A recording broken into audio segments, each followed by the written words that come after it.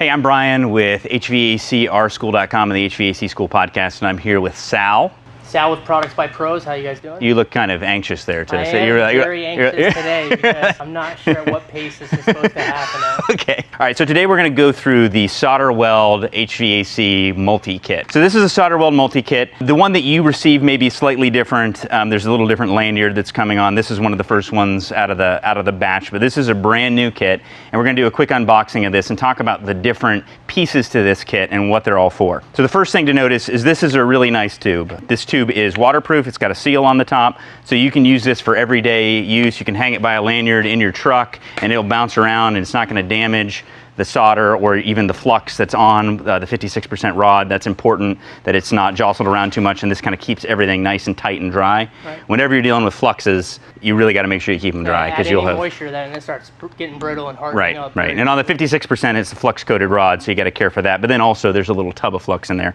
You just don't want moisture in with your solder or alloy. I'm going to get corrected because if it is not below that 860? If it isn't below that temperature, it's not technically a solder, even though we often call it a solder. It's what we call a brazing alloy. So if you're in that higher temperature range, a lot of what we're going to show you are educating me here on those terms. Brazing alloy, yeah, okay, all right. So comes with a little brush on it, which is really nice for cleaning off flux afterwards. If you're dealing with the aluminum product or the 56%, you need to clean it off afterwards to get any of that flux off. And it's also nice just to do some quick cleaning before you braze. Handy thing to have. But now let's go ahead and open up the kit. And we've got a whole bunch of different products in here. We've got a 56% rod, which is used for a lot of things that we'll get into. We've got a alloy Sol, which comes attached with its little tub of flux, which is for aluminum, and we'll talk about that some more. We've got the newest product in the line, which is Cop Braze, and this stuff is like the Swiss Army knife of brazing alloys. It's actually a channel flux product. And then we've got our Sil-Sol 5. This is actually the kit that comes with the 5%. We also have another kit that comes with the 15%, well, which is my preference. I like 15% a lot better, but some people want the 5% because of the economy of the thing. Obviously, silver is not cheap. So let's go over each one of these and what the utility of each one of these products is. Actually, to start with, let's just go with the Sil-Sol 5. So the difference between 5 and 15% is 5% only has 5% silver in it. It will still work for most copper-to-copper applications. It is not as ductile, which means that it's not going to flow quite as easily, and it's not going to hold up to stresses like vast temperature changes, pressure changes, vibration quite as well as a 15% solder will. Now, I know it's not recommended on the, we recommend the 5 or the 15, but when you get below a 5, how does that change with like a 2, a 0, or a 1? I get some guys asking me in the field, can I use a 2 or can I use 0? Yeah, sure. I mean, so the answer to that is the same changes that you see from 15 to 5 are more extreme as you go less and less silver. So the silver really helps that solder flow out, and it helps it be more ductile. And the ductility means that it can flex a little bit. It has a little more ability to flex. And so when you have the lower silver levels, you got to make sure that that joint is super, super tight. Like, it's got to be really, really tight, and it's got to be in a less critical application. If I'm working on a discharge line, for example, on a compressor, temperature is higher, and you have a lot more vibration, in those circumstances, I'm only going to use a 15. I wouldn't consider using anything else. But if I've got a really clean environment, it's fitting really tight, and you want to do it on the cheap, well then, a lot of guys use lower silver. We don't use lower silver for anything. We use 15% across the board because it's cheap insurance. I mean, sure, it's a few bucks more, but 15% is just going to do the job better, and it's going to be easier to work with for the techs in the field as well. All right, so that is the silver solder. I'll talk quickly about silver solder, just real briefly. Most technicians use the fault of not using enough heat quickly enough. That is the #1 error that techs make because they're afraid of burning through the base material. So they come in and they're moving the torch all over the place, and they're never getting it to that sort of deep cherry red color that we want in copper. And a lot of guys, when they see that dark red, they immediately say, oh, you burned it up. That's not the case with copper. With copper, in order to make these products flow the way that we want them to, we want to see that slight color change. We want to see it go from its normal copper color to a little bit, we see just a little bit of redness in it, and that's when we know we can apply. That was my first mistake when I started doing brazing demonstrations, and I wasn't getting it hot enough. I really embarrassed myself trying to do it too quickly. You get stuck and everything would fall over. Yeah, you need it. Well, you have globs. I mean, and that's when you see those really awful jobs with the globs all over the place, that's just because they didn't get in, they got scared, they're moving the torch all over. Now, moving the torch primarily should be in and out. It shouldn't be all over the place. You move in and out, and then sometimes you got to move it around just a little bit, but it's not like you got to be doing this all over the place. You want to get it hot enough, get the solder in, get it drawn into the joint. Another mistake guys make is they don't draw that solder into the joint. And then for some guys, they want to see that little pretty fillet weld, or we call it the cap weld on the outside. That's fine, it's good to do, but that isn't primarily where the work is done. Right. The work is mostly done in the joint when you're working with this type of solder. Okay. Solder Weld makes a great product. They make both a flat rod and a round rod, 5 and 15%, covers all the bases, whatever you prefer. I'm going to suggest what we use here at Kalos is the 15% round. That's the product that we like to use. And our installers and technicians, they love it. All right, the next thing we're going to talk about is the 56% rod. 56% rod is a flux coated rod. And this stuff has so much silver in it. It is a pricey rod, and it's not because of anything to do with solder weld. It's because it's got 56% silver in it. So, of course, you don't want to use this for everyday in and out operation, but if you're working on dissimilar metals with copper, so you're going copper to steel, you're going copper to brass, brass to steel to steel, brass to brass, anything like that, this is a really nice rod to use, and it's got the flux right on it. One thing that solder weld did that I really love is they only put 2 rods in this case. And the reason I like that is because we don't use this product very often, at least most of us don't. When you get into refrigeration, you may do a little more of it, but your average AC technician isn't going to be using this rod that often. And because of that, you don't want to have a whole bunch of product in there that you paid for and then it's just going to bounce around in the truck. That, in conjunction with the fact that it goes into this tube, is going to protect it like we talked about. With the flux not getting wet, right? Moisture getting involved. Exactly, and also not bouncing around. The other thing that I like about it is that a big mistake that a lot of guys make when they're handling these things, because a lot of them have these slide caps, is they're kind of hard to get off, and then they end up dropping the rod, and then the flux breaks off. Whereas with this, it's a twist motion. I absolutely love that. Yeah, I hate when my rubber toppers get lost on any of the other brands out there and they all get ruined. Yeah, so that's a really, really nice feature to all of their tubes. I really like that. And you know, anytime you're going to work with anything that's a dissimilar metal, say you burn through the copper plating on a compressor, which happens a lot of, way too much in the field, or you show up on a compressor that has the copper plating burned through, you definitely want to go to a flux-coated 56% rod like this from Solder Weld. So that way you can actually get a good seal on it. You're going to see that flux flow out. A lot of guys ask how you use it. You use it just like you would a 5 or a 15% rod. You're going to see the flux flow. I was going to say, again, I've tried it with steel a couple of times, and the cherry red part of that, getting that steel cherry red, or where it gets red, is very, very important. With steel has different thermal properties than copper, you know, so it can absorb more heat. It's a little different, but what I tend to say to people is you got to heat up both metals. I mean, you definitely do, but as long as you concentrate that heat on the steel, get the steel the right temperature, you're going to see that copper get to the right temperature, and you want to be more concerned about not burning through that copper. That's what you want to make sure. Whatever material has the lower melting point is the one you got to be really careful with to make sure you don't burn through. This flux coated rod is great to have on the truck. A lot of techs don't have it on the truck right now, which is one of the big benefits of this kit, is that now you've got a couple of these rods, so if you run into that circumstance, now you've got the rod you can use. You're in a commercial application, it's dirty, you're doing brass to copper, you want to make sure you're going to get it right the first time on a TXV or reversing valve or whatever. This is an absolutely fantastic product to use. And it's great that it's in the kit. All right, now we're going to talk about the two really differentiated products, because these, you know, you've probably all seen these before, but these are definitely different products. I'm going to refer you to my Alloy Sol video on how to use Alloy Sol to patch aluminum to see exactly how it's done. The first thing when you guys see this aluminum kit, they say, it's got flux. You know, I would prefer flux cord rod. Yeah, I want a rod that I don't have to use flux. Here's the thing. This helps you work with dirtier aluminum, which, let's be frank, when we're in the field patching a coil, patching a rub out, a U-bend, whatever, it's usually not pretty. And if you got to work on a microchannel condenser, for example, we have a video of that where we had to go in the field. It was actually a real circumstance on a refrigeration job. We had to patch a microchannel. It was a mess. I mean, the thing was rusty, corroded, all that kind of stuff.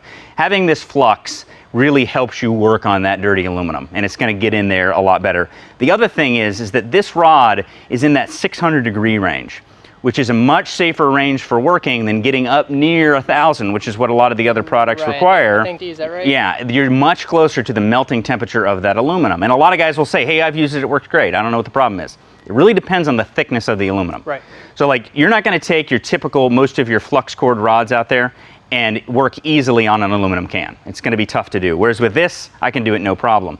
When you're working on a coil, a lot of these coils have rifled tubing, and they're really soft. Like if you take an awl and try to punch through it, I mean, it'll just go right through.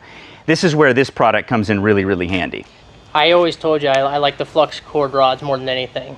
And the only reason I never liked the external flux version of the alloy saw with the straight aluminum rod is it kept gumping up on the hole. And I watched your video a couple times after you did it, and what I found was the one thing I wasn't doing was making sure that the hole cleared up after the flux was put on there. Right. Because that's how you knew to put it on. That's how it knew that the rod was able to disperse over that area a lot better. And it flowed so much better. I didn't have that gumping problem anymore. So I do advise everybody to just go check out that video. Here's the thing. It's easy to do once you know how to do it.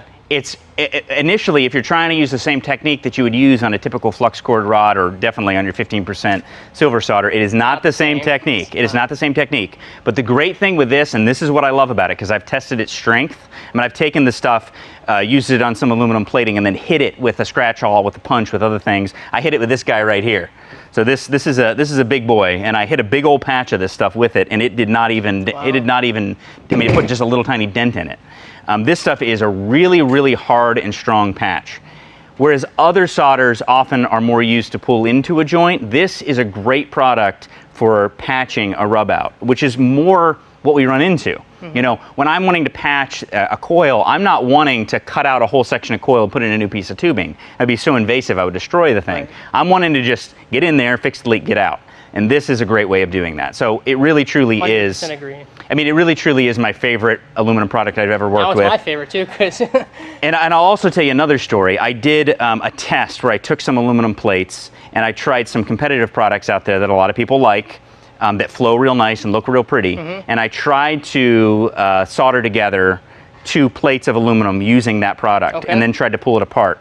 That other product, just in the process of cooling it, cracked all apart. Really? Yeah, it just, because it's really not, it's more designed to draw into the joint. And that was a Flux Coated Rod you were using. Flux Coated Rod, different brand, I'm not going to name anything, but I legitimate test that I did, and it just cracked all to bits just in the process of cooling it. Whereas this stuff, I mean, it really, really held. Right. There's also another product that they made called Alloy Braze. It has a flux core. Right. It's a similar product, a little higher temperature, that works great for thicker aluminum. I still am not going to recommend that product over this when it comes to day in and day out, you know, patching of rub outs and leaks and coils. Is the indicator when to run that rod over. Right, exactly. As far as the technique goes, check out the video that I already did on that. The HVAC School channel. Finally, the coolest product that I've messed with in soldering and brazing is this Cop Braze. And I want you to get a good close-up view of this. So this has flux right on the inside of the channel. So you can actually see the flux. There's a little channel cut in this rod. The rod is very flexible, and there's a flux put into this rod. It is a non-corrosive flux, so you don't have to clean it off. I'd still suggest cleaning it off in most cases. It just makes it look nice, but you don't have to. It's not corrosive. And all you do in order to use this product is you place it with the flux side down on the heated material, just like you would in most other materials. You start to heat it and you kind of use that to test. That flux is going to run out, you're going to see it run out, and now you're ready to apply the rod. It's so simple and so beautiful to use. This question ever, but I'm not sure if you even said this, but the flux should be facing towards the tubing. Flux down, yeah. I mean, I know it's common sense, but I didn't. And it'll work otherwise, but what's going to tend to happen is that now the metal is going to start to try to melt on you before the flux, and you want the flux to coat whatever you're working on. You know, that's what you want that to happen first. Now the application is this works on aluminum, it works on copper, and it works on copper to aluminum, which is one of the main applications of it. The other thing with this rod that's great is that if you're working on copper that's very near aluminum, you can't use a typical 15% rod or a 56% rod, because by the time you get that copper hot enough to melt the rod, you're going to melt the aluminum. Correct. Right? So if you're working on copper that's very close to aluminum, a couple inches away from aluminum, and it's like you can't even get in to keep it cool, that's where this is going to be an excellent product. Wow. There's a lot of applications for it. Some guys are going to find that they like it better than using the alloy saw, and I'm going to tell you be careful with that. This product is not the same product as alloy saw. It flows really nicely, it looks really nice, but it's not going to have, in my experience, quite the strength that you're going to see with alloy saw. Whereas with alloy saw, I would feel comfortable with it in almost every application where you're going to patch aluminum. With this, use it when you need to use it, when there's copper and aluminum together or other dissimilar metals that are nearby that you have the potential of damaging when you're heating the copper. That's a nice, really nice solder to use. And once you use this, you're going to be like blown away because it's so easy to use. Techs in the field can grab this, use it for the first time, and be like, "Wow, this is easy," you know.